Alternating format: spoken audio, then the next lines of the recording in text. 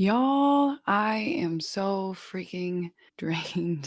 Welcome to the Money Bear podcast. I know that's quite the introduction, but I'm like, you know what? How can I look forward to this podcast recording? Because I need to catch up again. I'm way behind on podcast episodes, and it's just because things have been so crazy lately. I lately have been just feeling like an island where it's like I have a million and 16 things to do. And I also have a relationship to maintain. And I'm also having to go on all of this travel that it would be fine if I was traveling, if I had the time, but I really just haven't had the time. And so got all of that going on.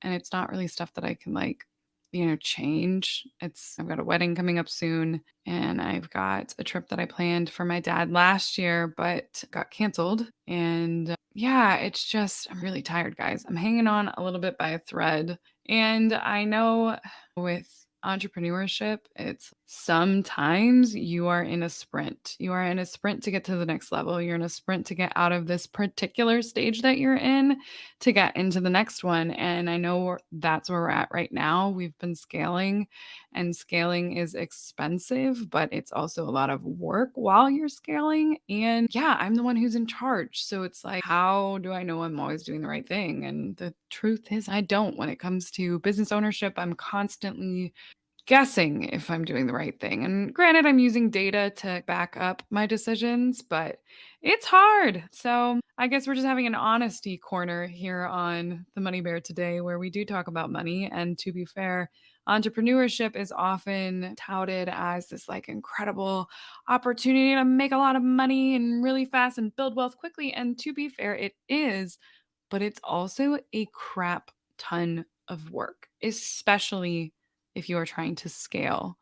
So that's where we're at right now. I think I'm really close to burnout, but I know that the light is at the end of the tunnel.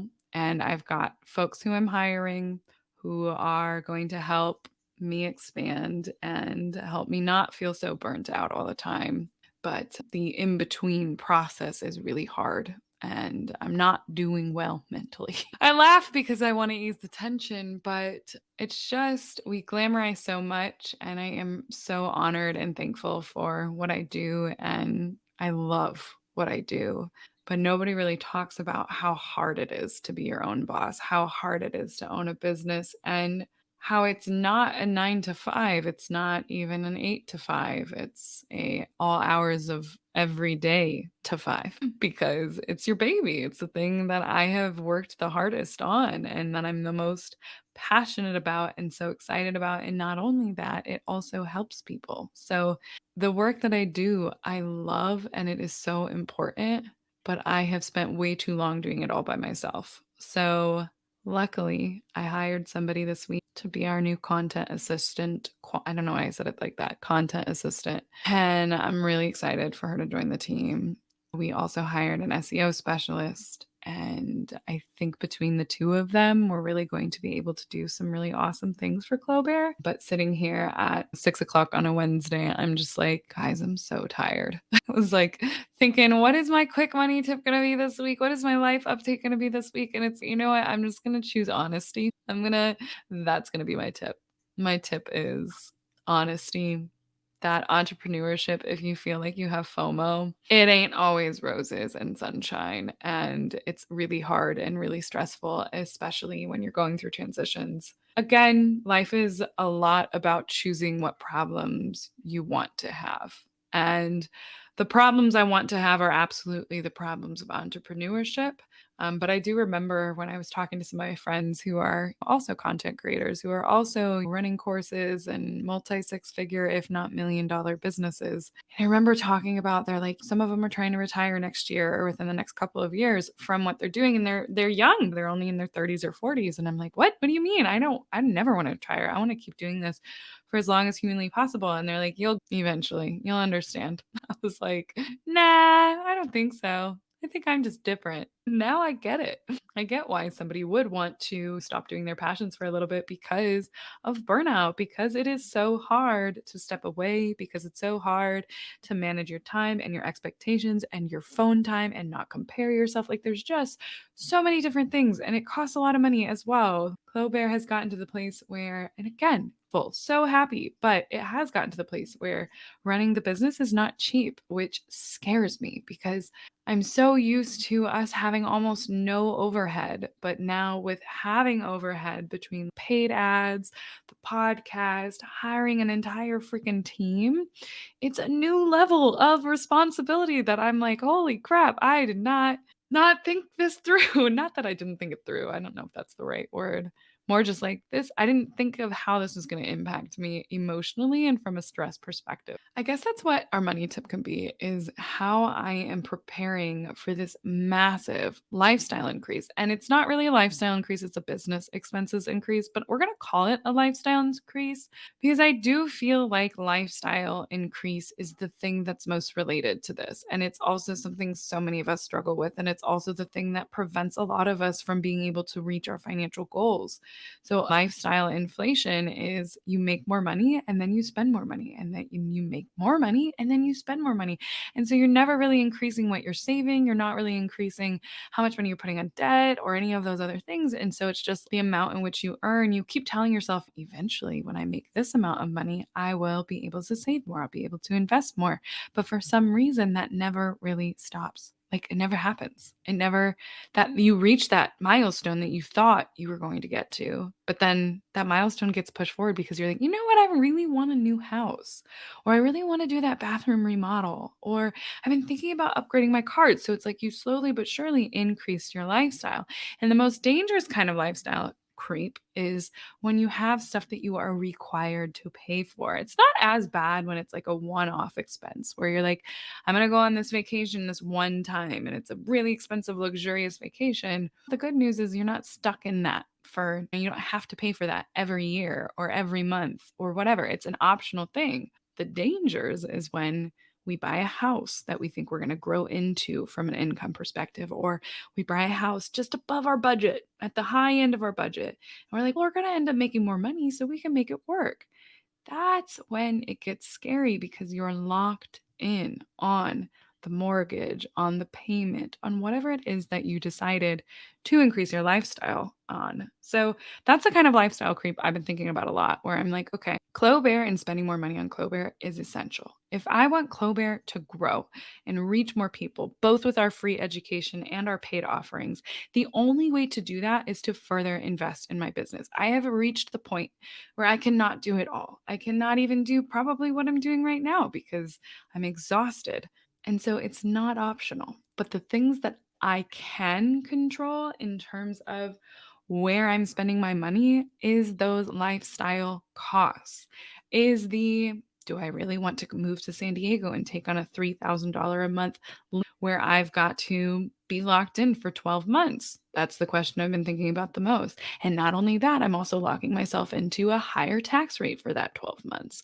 And not only that, but the cost of living in general every single week, every single day is also higher. So those are the kinds of lifestyle creep, lifestyle inflation items that are a little bit more concerning than the we're hiring a team to, build Clo Bare, because the idea behind that is eventually that will turn into a new income stream. Eventually it will pay off, but it is a lot of money upfront and it is a lot of learning upfront. Yeah, in terms of what I am doing to prepare, both for my lifestyle inflation, but as well as my business inflation, which is non negotiable and not optional, I have significantly increased and continue to increase my emergency fund. Right now, I'm at a place where cash is king. And that's weird to say as somebody who prioritizes investing as much as possible. And when I started this year, I was like, I'm going to invest $100,000 this year, which is 40 grand more than what I did last year. And I'm sitting here, it's March, and I'm like, I don't think I can do that, or at least not yet. Because if I do that, I'm going to be cash strapped. I'm going to be having a thinner emergency fund. I'm not going to be able or not going to feel comfortable saving as much money for taxes. And that is a compromise I'm not willing to do. Right now, cash is important to me because of all the changes that I'm going through, because I now have $15 to $20,000 of expenses for Clo Bare every single freaking month if we're counting taxes. That requires me to have more cash on hand in order to comfortably make changes, to be able to comfortably pursue this growth. I cannot pursue that growth if I'm constantly stressed out and worried about what is in my bank account. So I've entered into this new shift of, hey, Chloe, saving in a separate account for your taxes and saving in a separate account for just a 2-month look ahead of expenses for the business and a 6-month to a year emergency fund. That is a priority. That is something that we need to be focused on for your mental health. Because if we don't, you're going to burn out from just the stress of being concerned that you're somehow not going to be able to pay the bills. Now, have I ever even been to the place yet with the business where I haven't been able to pay the bills or I haven't been able to invest in the business? No, I haven't yet. So a lot of this is more in preparation for what's about to come, what's about to happen, both in terms of the business expenses and the lifestyle expenses. But that's really all I can do. All I can do is prepare for it and be like, all right, are we going to do this? Yeah, we're going to do this. So if we're going to do this, how do I make a decision that's going to make me feel the most safe? And right now, that is beefing up the emergency fund, making sure I'm saving separately for things like taxes. Those are your sinking funds. So, again, taking it back to personal finance, that's your sinking funds. When you know you're going to have car repairs or you know you're going to have a medical bill or certain things are coming up, that's when you save for that separately so that when that thing happens, the money is available. So, that's essentially what I'm doing. I've got these sinking funds, I've got these reserves to make sure I can handle whatever comes my way. And I am never in a situation where I have to choose between what I need for the business and paying rent. And I'm so obsessed with Clo Bare, I'd probably pay for the business. I'm just kidding. Am I? I don't know. I think I'm kidding. So we're going to keep it short because, like I told you guys, I am stressed and it's 6:30 and I think I really just need to make some dinner and relax this evening as much as I can. And I need to wash my face because I look oily AF. But thanks for listening. I hope this made sense. I hope this resonated. I hope it was helpful. And I hope it also provided some perspective on that sexy becoming an entrepreneur, online business owner, so that if you've been feeling that FOMO or you've been feeling that pressure, you're getting that alternative perspective of, hey, it's okay if you like your 9 to 5. It's okay if you want that stability. It's okay if you aren't interested in doing what I'm doing or doing what so many people on Instagram and TikTok are doing. That's okay. You're allowed to live your life in the way that is aligned with your terms and your values and what you want. So, yeah, I guess that's the bear part of Clo Bare, right? Telling y'all when I also feel like shit. Oh, goodness. So, anyway, I will say before I end, I don't want to end it on a bad note. The end is in sight for me. I think in a few months, things will be significantly better. However, it's going to be a lot between now and then. So, we will see how it goes. Wish me luck. Again, I'm not really complaining. I'm just sharing because I think it's important to show all the sides to all the things, especially as somebody who has a platform. I do think it's important. So, anyway, I love you all. I hope you guys are having a great week. If you made it this far and you still love me, please do us a favor and rate, review, and subscribe. Those reviews make my day. So, I always like seeing a new one pop up and I'm like, yay! Thank you. So if you got a second to do that, it means the world to me. And I'll see you all next week. Bye bye. Thank you so much for listening to the Money Bear podcast. If you've made it this far, do us a favor, take 2 seconds, rate, review, and subscribe. It seriously means the world to me. And if you just take a sec to do that, I will appreciate you endlessly. And if you do, let me know on Instagram and I'll thank you personally. So, got that. And of course, since we were talking about anything financial on this show, please note that nothing on this show is intended as financial advice. I don't know you, unfortunately, and because of that, I cannot tell you what to do with your money. You got to work with a financial professional who knows your situation, who is preferably a fiduciary. And keep in mind that everything that we talk about on this podcast is for education and entertainment purposes only. It's all my opinion. So, there's that. If you want to see our full terms and conditions, head on over to the show notes. And while you're there, we've got free resources for you to get started on your money journey down in the show notes as well, including a free guide to help you with your budgeting templates and budgeting tutorials and investing 101, understanding the different